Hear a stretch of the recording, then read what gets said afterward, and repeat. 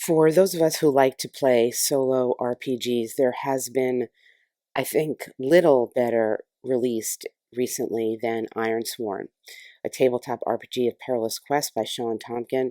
It's not only a quality rule set, it's not only something designed for soloist as well as co-op, as well as playing with a GM, but it's totally free. You can get the download of this off of his website. I'll put the link below, and you can also buy the print version of it that I'm showing you here, and I'll put that link below too. The only thing that could possibly be better than that is the release of this.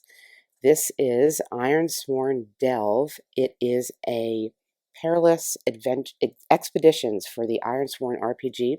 This is an expansion. It is not an entire rule set. You will need Ironsworn in order to play it, and I'll read you what the back says.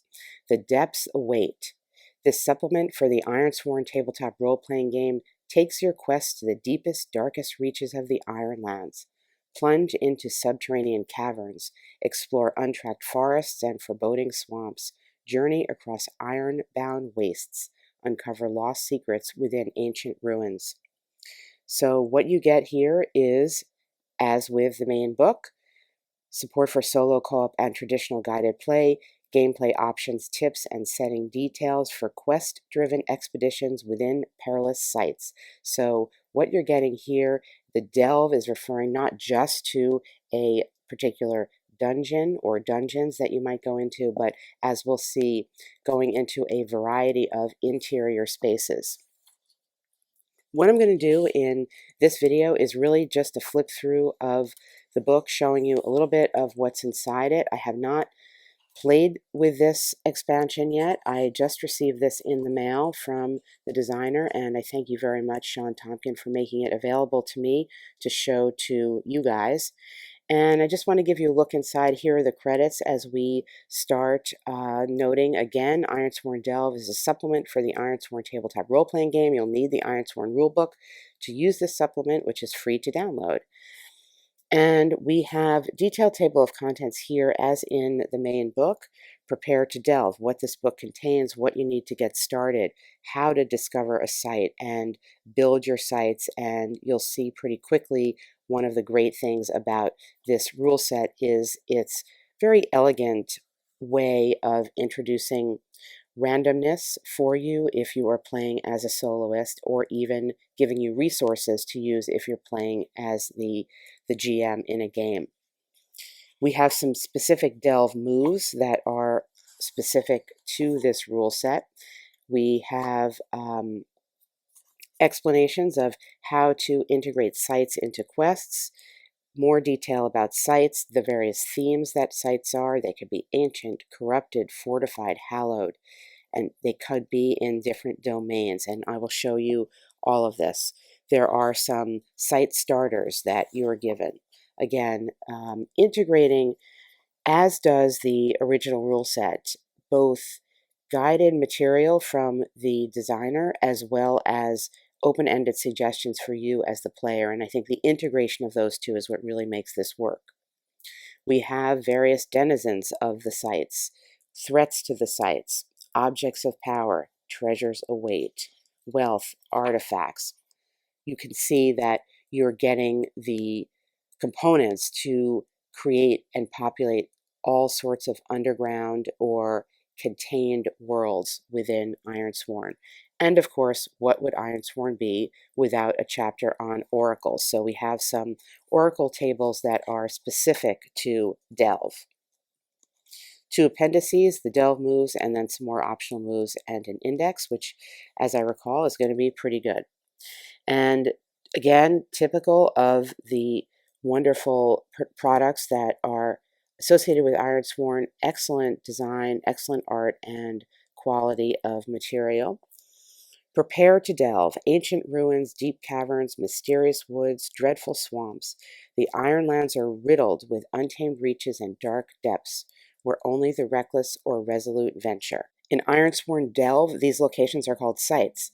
They are the most perilous places in the Ironlands, home to ancient secrets and cunning denizens. Gives you the summary of what this book contains, a walkthrough, techniques and tips, More information about the perilous sites, again, the array of deadly foes, optional mechanics as known as threats for tracking foes across your game, object of power, which are some optional mechanics, and of course the new oracle tables. We have information here about how to discover sites and how to give a ranking to the site as to how troublesome or difficult it's going to be. If you are not familiar with the Ironsworn rules, I recommend going back and looking at I've done 3 videos already on Ironsworn, 2 gameplay and 1 overview of the main rules, going into some discussion of how it works. You get to choose a theme for your site. You could do this randomly, or you could do this intentionally. A name, so again, you're building up the environment here. And of course, if you were playing in a regular game, you could just drop this in to your game and have your party or your adventurer just go off into this whatever site you are building up. Getting started, walking you through exactly how to detail the site, create it, populate it, and envision the scene and get going into it. Chapter 2, Into the Depths. This is where we're going to be getting the specific moves that are associated with this supplement and will help resolve the types of encounters that you will be having in your sites. We have the Delve the Depths. When you traverse an area within a perilous site, envision your surroundings and then consider your approach. It tells you how you could possibly do this and then what happens as a result. Familiar mechanics to those of us who have played Ironsworn, yet very elegantly integrated into this expansion. When you make the Delve the Depths move, the first step is to define the characteristics of the area you are attempting to traverse. You are moving from a known area, your current location, into unknown. What will you find there? So you have a suggestion of how you can build the environment, and again, giving you information that you can play off of narratively in your mind. So the danger of an ancient trap versus a blocked path versus some sort of relics that are left behind, for example. One thing that the book contains is an ongoing example of play, and I didn't show that in the first chapter, but it's in this gray box, and it works its way through the book, demonstrating how the rules that are here would play into the game example that's given. So that's very helpful. In fact, you could just go through initially and read that part to see how the rules are really working here. More information on assessing the rolls that you make with your dice and what that means. A new thing to do when you encounter a helpful situation or feature within a site, you can roll on this table and decide how you are going to apply your roll. What happens when you reveal a danger? And you can, again, are given different directions as to what to do. So it's this wonderful combination of being guided, but then being left to your own devices, as it were, to figure out, well, it says right here, play to find out what happens. And that is, again, the key to Ironsworn being such a great system, especially for solo players, because it marries a rule set that is directed enough with open-endedness that you can fill in on your own, creating the narrative as a soloist would. And of course, for more traditional play, whether it's co-op or guided in some way, the same applies. Here is a move when you flee or withdraw from the site. Consider the approach, how you are going to do with it, and how you're going to do that, and then it tells you, what is going to happen. Say on a weak hit, you find your way out, but then one of these types of things will happen, and you can build that into your own story. And here we are back to see in this grayscale box the ongoing example that is given. We have a nice chart here, is the flow of play, and this is actually quite helpful to navigate what you're doing, especially if you're just starting out with these rules, and then a summary here of the core terms. And again, some pretty cool thematic, suggestive art. Chapter 3, Finding Your Path. We get an overview here of what's going on in the chapter, guidance for managing the milestones for a vow, some risk zones, which is an optional mechanic to manage the pace of the expedition and the hazards you'll face, what to do, a new mechanic which rewards your Ironsworn character for the lessons learned when you fail to overcome, tips for mapping, relationship maps, streamlining dice rolls, hacking sites, delves as journeys, and one-shot delves. Interesting. How to facilitate an Ironsworn site-based adventure as a one-shot. And here it says, later in this book, you'll also find 2 additional optional systems for your Ironsworn campaign. Threats, which are, I mentioned that earlier, mechanics for tracking those forces which seek to undermine your vows, and items of power. Options for equipping your Ironsworn character with unique items. Well, that sounds extremely exciting, and I'm tempted to move immediately to that, but I'm going to maintain my organization here and just continue to flip through. So we give some information here about milestones within the sites and locating objectives, some notes, pacing for GMs, breaking a site into different zones. So having an entire site have different risk areas and how that would impact the play and how to interpret the zone ranks in here. Again, more of the ongoing example here. And it breaks down also to zones for guided sessions. Mark your failure. When you make a move and score a miss, mark a tick on your failure track. If you score a miss when making a progress move, mark 2 ticks. Interesting. How to learn from this, you will do a roll here when you spend time reflecting on your hardships and missteps, and your failure track is +6 or greater. Roll your challenge dice and compare it to your progress. Momentum is ignored in this roll. On a strong hit, you commit to making a dramatic change, and then you choose one. On a weak hit, you learn, you take to experience and clear the progress, and on a miss, you've learned the wrong lesson. So this is interesting.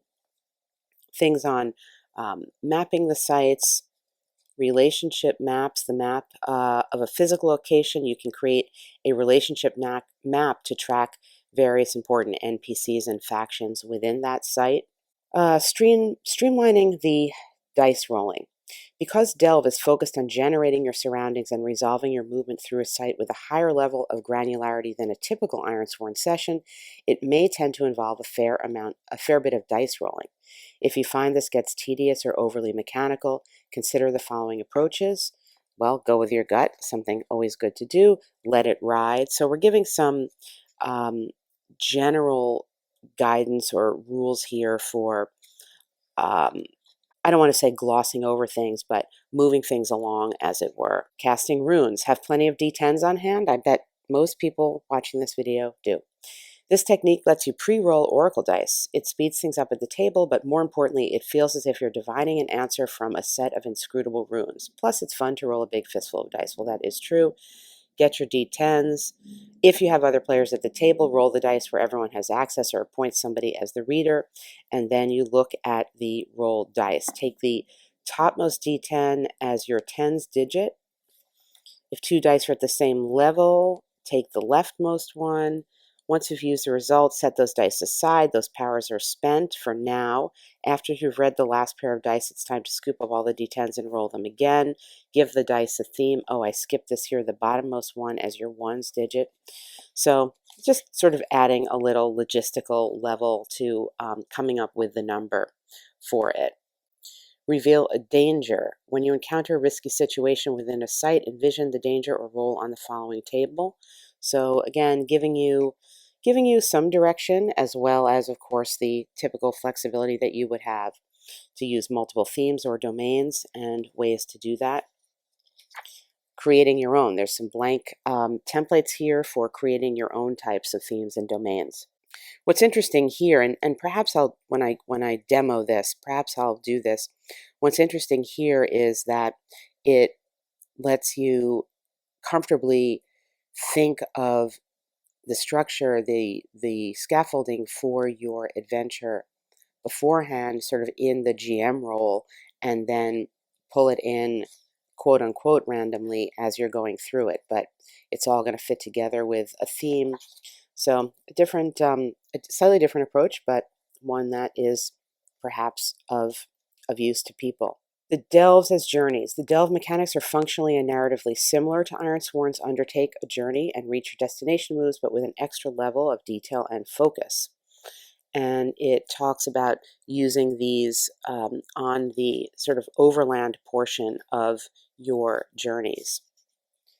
Here are some instructions for making a one-shot delve. Envision and inciting incidents, selecting the theme, setting up the site workshop, creating the characters, or allowing them to select pre-generated characters. So this is kind of a tighter and more scripted from the outset. Obviously, it's a one-shot. Again, the choice of the art here is really spot on, because this, looking at this, just gives that feeling of like one thing is going to happen here. This is going to be one kind of scene, and it's really grounding in that way. All right, chapter 4, sites, how to discover sites. And one thing that is present here in this book, as in the main rules, is that the material is so integrated that there is a bit of, as you're reading a rule, to get more to the rule, you have to go somewhere else and then come back. And I remember that the first few times I was reading the original Ironsworn, it can be a little challenging to integrate all that.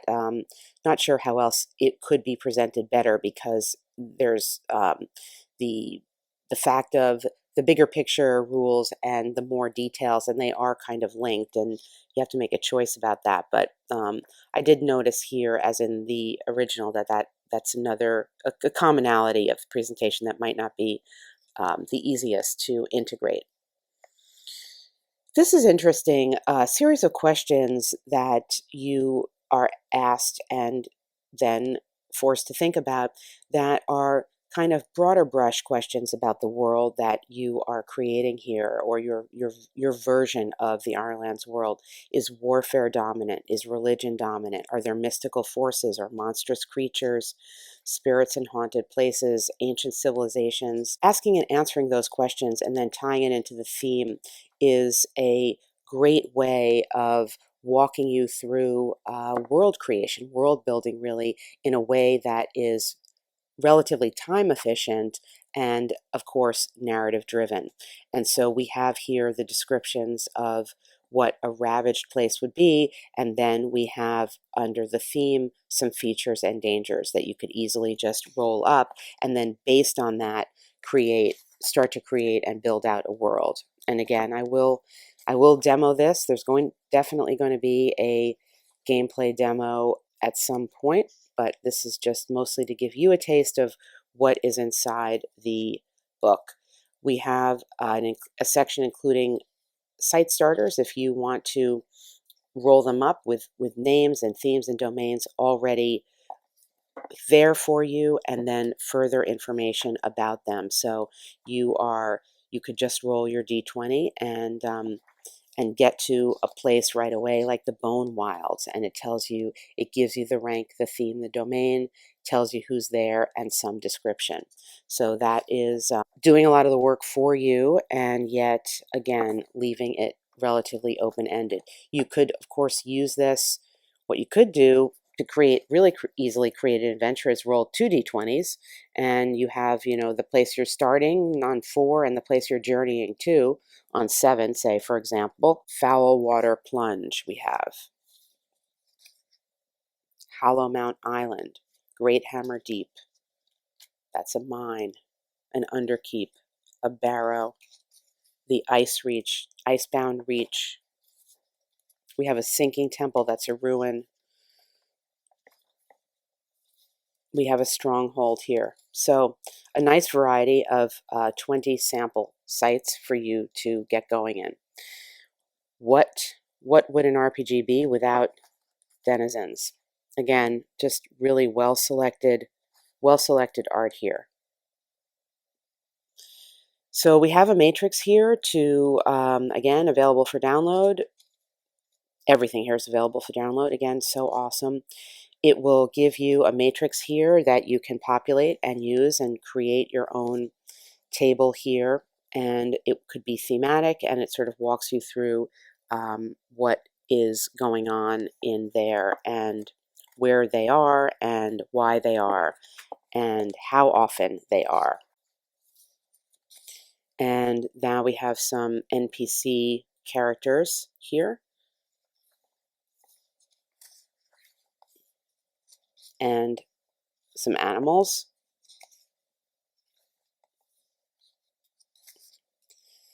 The nightmare spider, the shroud crab, and some beasts. I'm not going to spend a ton of time on this. Of course, you can always create your own. We have horrors, the blighthound, red eyes, curved horns. Old magic permeates the Ironlands. These forces sometimes manifest as an anomaly, which is an otherworldly feature of the terrain or environment. Some are the embodiment of ancient spirits and have unknowable motivations. Others are forces of nature given cruel purpose. And we have a description here of what happens to resolve an encounter with an anomaly, how to run a scene challenge with it, and we've got special anomaly progress tracks here, a countdown track, what to do if you face danger, what to do or what will the options be if you secure some advantage. And then it gives you a map here of how to move through the scenes and when to do rolls and how to manage the countdown track. And that's very useful, I think, because sometimes it can be difficult, for me at least, to be trying in a rule set to do something individually with a character and then also remember to track the meta, whatever it is that I'm doing. So this would be very helpful in terms of running these types of scenes. And then it says we have 6 example anomalies are provided. Some of these are hostile, while others have subtler needs and motivations. Add these to your world directly or use them as inspiration and adjust to the needs of your story. So for example, we have this circle of stones. It has a rank, it has features, it has its own drives, preserves age-old secrets, seek new knowledge, and then tactics and some description. Glimmer, again, with really appropriate visuals to help you literally envision what your situation is, what your scene is. Gloom, a maelstrom, a tempest. Interesting. Chapter 6, Threats. Adding threats to your campaign. The world does not wait for you. As you undertake journeys to distant locations, explore perilous places, and spend time recovering from your adventures, the forces which oppose you will advance their own agenda. When you suffer setbacks, those forces will take advantage of your failure to gain new ground. Threats are a mechanic which you can apply generally to your Ironsworn campaign, not just to delve-related adventures. They add a small amount of additional tracking and complexity, so don't use them unless you think they will improve your story, etc. And it walks you through how you introduce a threat and ultimately manage it, naming the threat, when it gives you information about when you should create a threat and how it would be tracked, how it would be advanced, and then what happens when you make a move on that. How to mark the menace, how to interpret the result. And again, when I do my gameplay video, I will show this mechanic in action. And it says a threat is resolved in one of 3 ways. If it succeeds, if you fulfill your vow, and then if you forsake your vow, and it gives you the information in the mechanics of the rules, which you can then apply to the narrative of your story. And here we get to the treasure. By default, Ironsworn does not focus on equipment or resources, as we know if we've played this game.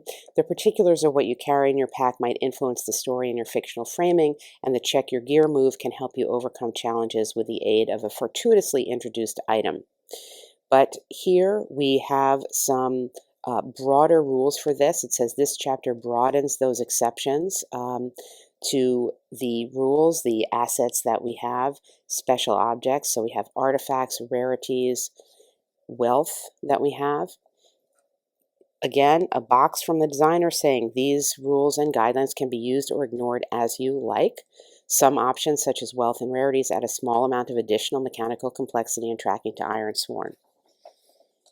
And we have here what you want to do if you want to track wealth and manage wealth, envisioning wealth, sharing wealth, artifacts. Here are a few ways an artifact might drive or impact your quests. An artifact is your means of defeating an otherwise invulnerable foe or reducing the rank of a significant foe. Again, the artifacts, the loot, the things that you might find are really there to enhance the narrative and the story, more so than just to be acquisitive as objects. An artifact offering the solution to a personal crisis or need, an artifact powering a destructive force which must be stopped, etc. Gives you a little information about building a story around artifacts. Again, another example of excellently placed art. Artifacts are important until they aren't. Depending on its nature and role in your story, an artifact may provide advantages for your character. It could be a notable achievement. However, the benefits of an artifact should be specific and short-lived. Consider how the powers of the artifact are counterbalanced by its narrow purpose, limited number of uses, or cost. If an artifact becomes a permanent part of your character and it is not represented as an asset or a rarity, it shouldn't provide ongoing mechanical benefits. It might provide texture to your character along with limited narrative benefits and cost. Make it part of your story. Show how it changed you and vice versa. So again, keeping with the narrative themes of Ironsworn and the notion of Ironsworn and the kind of bigger picture environment as opposed to the smaller picture environment of finding things and walking around, even though we're talking here about a delve and into a site, maybe a dungeon, maybe a ruin, maybe something else, where typically we would find and be looking for things. That's still not the focus of Ironsworn, as the designer is making clear. He gives some examples here. These examples show a few ways to represent artifacts within the fiction and mechanics of an Ironsworn campaign. You can take inspiration from these as quest starters or milestones for your own adventures. And it will give you some examples, and then it will say this is the role that it could play in your story. So, for example, if we talk about this moldering blade here, this ancient bronze sword looks as if it was pulled from a centuries-old grave. Its surface is cratered with decay, its edge is flaky and brittle. So we have the description, but then it says, what role would this play in your story? Many undead beings are invulnerable to weapons or cannot be permanently destroyed by mundane means. If you enter the fray against a horror while wielding the blade, you may treat the spirit as a monster or monster as a living being. The harm you inflict is lasting, and you can defeat them permanently when you successfully end the fight. The sword is completely useless against normal foes. When your quest is done, the weapon disintegrates into dust. So food for thought there, and I've talked in many other videos about how I like to start out my characters typically with some type of trinket, something very small that is a physical object that can be the basis for generating a bigger story. Here we have some examples of perhaps more important artifacts, but again, tied very closely to what a role in a story would be. Augmenting an asset. When you obtain a rarity, you link it to a single asset. That asset and any marked abilities is considered augmented. So it's giving you some notes here if you are following a certain path and you get certain things, how you can spend some experience points to add rarities to your character. And here is how you might use a rarity in the context of a move wielding a rarity. When you make a move aided by an augmented asset, roll your rarity die in place of your action die, and then it explains what could happen. And then there's the whole rule set for the rarity die and some examples of how this could work with different paths that a character is on in terms of gaining experience. And Chapter 8, what would Ironsworn be without oracle tables? In Ironsworn, an oracle is anything which generates random results to help determine the outcome of a move, a detail in your world, an NPC action, or a narrative event. They can be used in solo and co-op modes to answer questions and fuel your narrative. For GMs, oracles can provide inspiration while running a game session. This chapter includes several new oracles to supplement those found within the core rules. Many are specific to Delve mechanics and will help reveal the nature of a site and its denizens. Others will be more generally useful in your Ironsworn campaign. And they're organized in the following sets. There's features and sites names and site nature, characters, monstrosities, traps, combat events, and threats. And here they are. Here are the oracle tables, random tables to create in this right here to create some details of a location. So use the aspect and focus oracles to generate the details of a location or event within a site or to answer questions about its nature or history. And it tells you what it's similar to in Ironsworn Core. They are abstract word prompts you can interpret as appropriate to the current situation and setting. For example, you are traveling through a wild tanglewood and roll something unusual or unexpected on the domain feature table.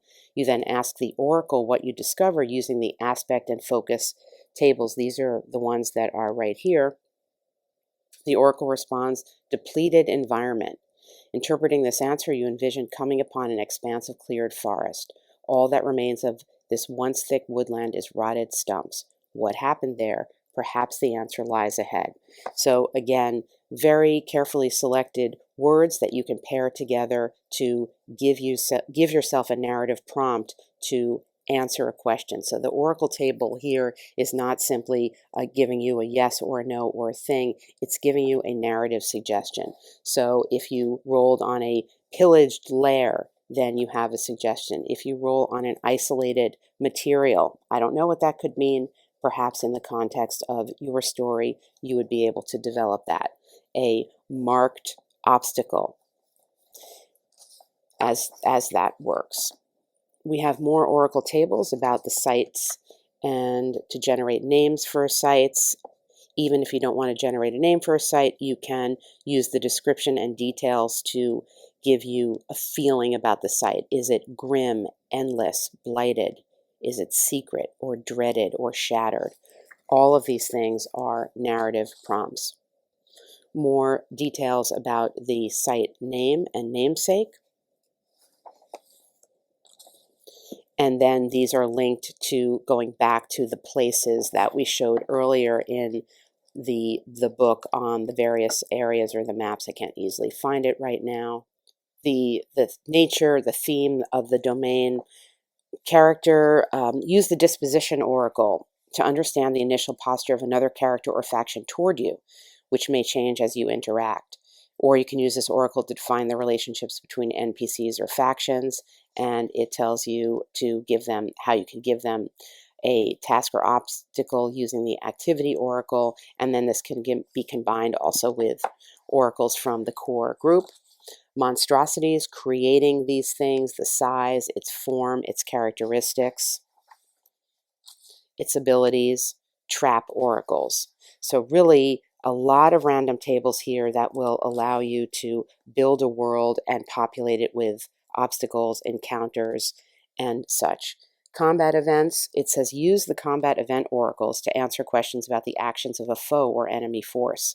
You can use these oracles instead of or in addition to the combat action oracle in the core group.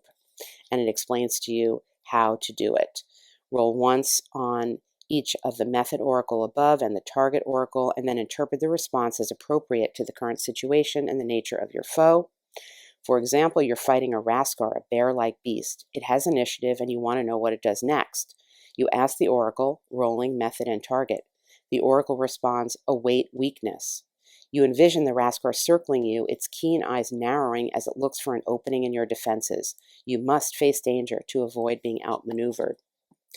These types of tables are wonderful for the soloist because oftentimes, and this just happened in a recent video I posted, the die rolling, or I should say the combat, boils down to a bunch of die rolling. Okay, now it's my turn, now it's their turn, now it's my turn, because you aren't necessarily given ways to envision maneuvers and terrain involvement and different responses of the monster unless you're starting to roll on, or I should say the foe, unless you're starting to roll on different tables. But here we have such tables, so you can envision how there would be rounds of combat and then the impact of that from round to round. And then you have the threat oracles. These oracles support the optional threat mechanics detailed in Chapter 6. You can use the category oracle to randomly select a broad type of threat and then build it up. And I will definitely show you this when I do my gameplay video. I will make as much use of all of these oracle tables as possible to show how rolling on something random can generate something that you can fit into a story, so it doesn't just have to feel like pieces of random things that you're just left with no cohesive narrative about. And here we have a nice double page spread of a photo suggesting perhaps the environments of Ironsworn, or perhaps, you know, the depths of your imagination that you are going to be aided in exploring with this wonderful rule set. And we have some appendices here just summarizing some of the moves in the book, some of the optional moves, and an index, which no doubt is going to be excellent because I remember the index from the main rule book was excellent. And that is a not so brief, but an overview look into Ironsworn Delve. I'm really excited to be able to show this to you and extremely excited to get to working with it in a, whether it's a one-shot or the beginning of something larger, I don't know. I am going to be working on that now and bringing you some gameplay, but I wanted you to have a look inside Ironsworn Delve. This is the latest from Sean Tompkin, Perilous Expeditions for the Ironsworn RPG.